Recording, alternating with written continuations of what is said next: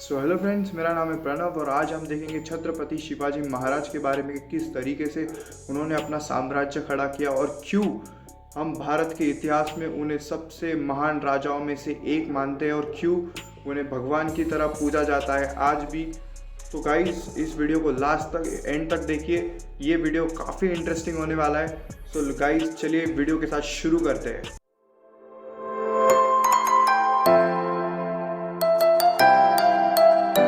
छत्रपति शिवाजी महाराज की अगर हम बात करें तो उनका जन्म 19 फरवरी 1630 में शिवनेरी फोर्ट में हुआ था, जो कि प्रेजेंट डे टाइम पुणे के अंदर है। इनके जो पिताजी है शाहजी भोसले, वो आदिल शाही के लिए काम करते थे, जिनको 1936 के अंदर बेंगलोर के अंदर शिफ्ट कर दिया गया था और ये अपनी माताजी के साथ इसी फोर्ट के अंदर रह रहे थे, जो कि जिजाऊ है। जीजा माता के साथ ये इसी फोर्ट के अंदर रह रहे थे। इनका पूरा जो बचपन है, सारा बचपन इसी शिवनेरी फोर्ट के अंदर गुजरा था और बचपन से लेके आगे तक इनको जो है जीजाऊ ने ही पूरी ट्रेनिंग दी थी। जीजाऊ ने इनको पूरा शिक्षण दिया था। जीजा माता ने इनको बचपन से ही महाभारत और रामायण का पूरा ज्ञान दिया था, जिसको लेकर ये बड़े हुए थे। पूना के शिवनेरी फोर्ट की जो जिम्मेदारी है वो शाहजी राजे भोसले के अनुपस्थिति में जो है दादाजी कोंडदेव को इसकी जिम्मेदारी दी गई थी, जिन्होंने ही छत्रपति शिवाजी महाराज को बचपन से सारी मिलिट्री ट्रेनिंग दी थी, कह सकते हैं। जिन्होंने उनको सब कुछ सिखाया, जिन्होंने उनको तलवारबाजी सिखाई, सारे शस्त्रों को किस तरीके से इस्तेमाल करना है वो सब कुछ सिखाया, सारी स्ट्रैटेजी सिखाई। और जब दादाजी कोंडदेव की मृत्यु हो गई उसके बाद जो है 17 साल की उम्र में छत्रपति शिवाजी महाराज के पास इस किले की जिम्मेदारी आ गई। गाइस, पहली चीज़ जो हम छत्रपति शिवाजी महाराज से सीख सकते हैं वो है हैविंग अ ग्रेट विजन।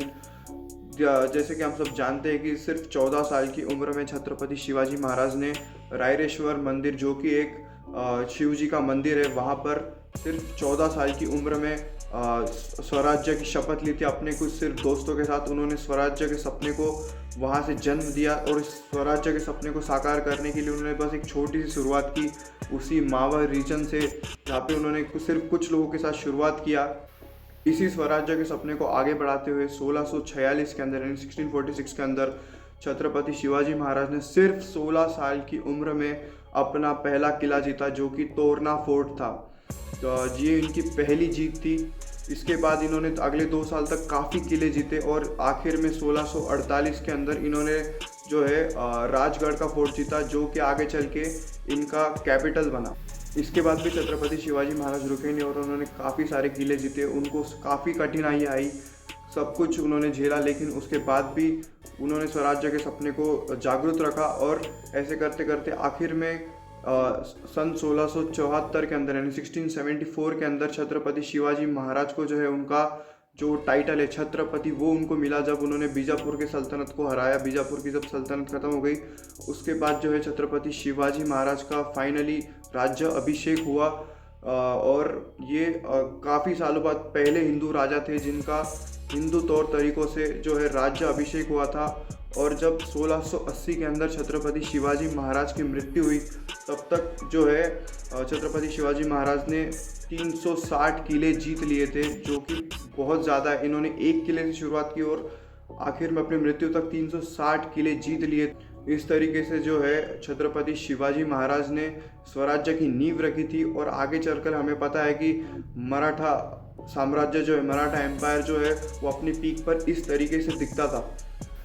अगली चीज़ जो हम छत्रपति शिवाजी महाराज से सीख सकते हैं कि how to bounce back after getting a setback, यानी सेटबैक लगने में किस तरह रुकना नहीं और किस तरीके से बाउंस बैक करना है। इसका हम एक एग्जांपल देखते हैं। एक उदाहरण ये है कि जब छत्रपति शिवाजी महाराज काफ़ी जीत उनको मिल रही थी, काफ़ी उन्होंने किले जीत लिए थे, तब औरंगज़ेब की इनके ऊपर नज़र पड़ी और औरंगज़ेब काफ़ी इनसे थक चुका था। तो औरंगज़ेब ने जो है छत्रपति शिवाजी महाराज को रोकने के लिए जय सिंह को भेजा, सवाई राजा जय सिंह को भेजा, जो कि 14,000 की एक बड़ी सेना के साथ छत्रपति शिवाजी महाराज के ऊपर आक्रमण करने के लिए आए थे। और जय सिंह ने जो है पुरंदर में जो छत्रपति शिवाजी महाराज का किला था उसके ऊपर चारों तरफ से कैनन लगा के, यानी जो तोप लगाकर चारों तरफ से हमला किया, जिसकी वजह से छत्रपति शिवाजी महाराज को काफ़ी नुकसान हुआ। उनके काफ़ी सारे सैनिक भी इसके अंदर शहीद हो गए। लेकिन और इसके वजह से जो है छत्रपति शिवाजी महाराज को यहाँ पर जो एक हार मिली और उसके वजह से छत्रपति शिवाजी महाराज को ट्रीटी ऑफ पुरंदर साइन करना पड़ा, जिसके अंदर छत्रपति शिवाजी महाराज को 36 में से अपने 23 किले जो है मुगलों के नाम करने पड़े, मुगलों को देने पड़े, जिसके अंदर जो है काफ़ी फेमस कोंडाना का किला भी शामिल था। अगली चीज़ जो हम छत्रपति शिवाजी महाराज से सीख सकते हैं वो है to be patient and prepared for all the situations. जब 1659 के अंदर आदिल शाह ने जो है छत्रपति शिवाजी महाराज को रोकने के लिए अपने सबसे क्रूर मिनिस्टर्स में से एक अफजल खान को भेजा था 10,000 सैनिकों के साथ छत्रपति शिवाजी महाराज की ओर।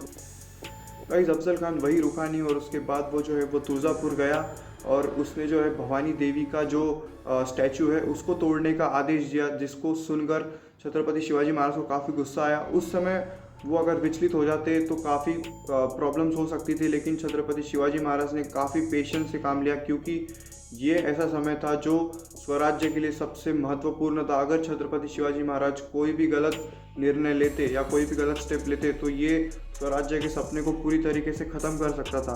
अफजल खान जो है वो काफ़ी बड़ी सेना के साथ आया था और वो एक 7.5 फुट का काफ़ी हट्टा कट्टा आदमी था। छत्रपति शिवाजी महाराज जानते थे कि इसको हराना इतना आसान नहीं है और छत्रपति शिवाजी महाराज ने जो है यहाँ पर अपनी बुद्धि और एक्सेलेंस का प्रदर्शन किया कि शिवाजी महाराज ने काफ़ी चालाकी के साथ अफजल खान के मन में ये डाला कि वो उनसे काफ़ी ज़्यादा डरते हैं और उसको मजबूर किया कि वो छत्रपति शिवाजी महाराज को जो है रायगढ़ के किले के पास आकर मिले।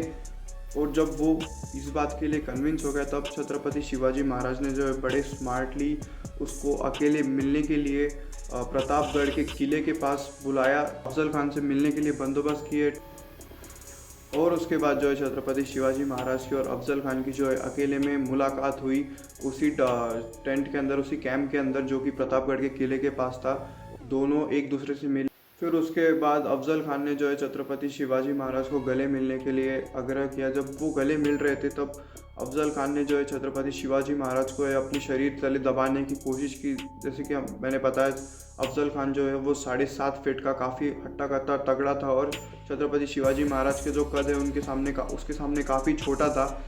पर शिवाजी महाराज जो है इस चीज़ के लिए काफ़ी प्रिपेयर्ड थे और उन्होंने जो है अपने हाथ में वाघ नख छुपा के रखा था। वाघ नख आप देख सकते हो और वाघ नख जो है काफ़ी खतरनाक होता है। वाघ नख से जो उन्होंने अफजल खान के ऊपर वार किया और उसका पेट फाड़ दिया और उसके बाद जो है अफजल खान को वही ख़त्म कर दिया। इस तरीके से जो बड़े स्मार्टली छत्रपति शिवाजी महाराज ने अफजल खान को मारा। और फिर एक बार जो है छत्रपति शिवाजी महाराज ने अपनी स्मार्टनेस और अपने इंटेलिजेंस को दिखाया और बताया कि किस तरीके से हम प्रिपेयर रह सकते हैं हर सिचुएशन के लिए। सबसे इम्पोर्टेंट वैल्यू जो हम छत्रपति शिवाजी महाराज से सीख सकते हैं वो है रिस्पेक्ट फॉर वुमेन्स। इसका जो एक उदाहरण है, जब आक्रमणकारी हमारे राजाओं को जीतते, हमारे राजाओं को हरा देते, उसके बाद जो है वो उनकी पत्नियों को या फिर उनकी महिलाओं को उठाकर अपने हरम में डाल देते थे। लेकिन उसी जगह पर छत्रपति शिवाजी महाराज ने एक मिसाल कायम की। जब 1667 के अंदर छत्रपति शिवाजी महाराज के सैनिकों ने कल्याण के ऊपर हमला किया और जो कल्याण का जागीरदार था मुल्ला अहमद, उसकी जो डॉटर इन लॉ थी, जो यानी जो उसकी जो बहू थी, वो काफ़ी सुंदर थी, जिसको छत्रपति शिवाजी महाराज के सैनिकों ने जीतने के बाद छत्रपति शिवाजी महाराज के पास पुणे को लेकर आए थे। और उसके बाद छत्रपति शिवाजी महाराज के किसी एक मंत्री ने उसको एक तोहफे की तरह उनको बताया और ये सुनते ही छत्रपति शिवाजी महाराज को बहुत गुस्सा आया। और उसके बाद छत्रपति शिवाजी महाराज ने जो है अगली बार अगर ऐसा हुआ तो सीधा मृत्यु दंड की घोषणा कर दी। और उसके बाद जो है छत्रपति शिवाजी महाराज ने उनको बड़े आदर सम्मान के साथ वापस ले जाने के लिए कहा। ये हमें दिखाता है कि छत्रपति शिवाजी महाराज के मन में औरतों के लिए कितनी इज्जत थी और वो औरतों को किस तरीके, किस नज़रिए से देखते थे। ये हमारे लिए भी एक काफ़ी बड़ी लर्निंग है। और इसके बाद जो है छत्रपति शिवाजी महाराज ने ऐलान कर दिया कि अगर किसी भी युद्ध में या फिर किसी भी आक्रमण में और किसी भी औरत को अगर उनके किसी भी सैनिक ने अगर बुरी नज़र से देखा या उसके साथ कुछ भी दुष्कर्म करने की कोशिश की तो उसको सीधा मृत्यु दंड दे दिया जाएगा। तो गाइज़ ये थी सारी बातें, ये थी सारी वैल्यूज़ जो कि हम छत्रपति शिवाजी महाराज से सीख सकते हैं। ऐसे तो काफ़ी सारी चीज़ें जो हम छत्रपति शिवाजी महाराज से सीख सकते हैं, लेकिन वो एक वीडियो में कवर नहीं हो सकती। तो गाइज़ अगर आपको वीडियो पसंद आया तो प्लीज़ लाइक कर दीजिए और इस वीडियो को प्लीज़ ज़रूर शेयर कर दीजिए, क्योंकि ये काफ़ी लोगों के लिए हेल्पफुल हो सकता है छत्रपति शिवाजी महाराज की learnings. Thank you so much for watching. Meet you in the next video.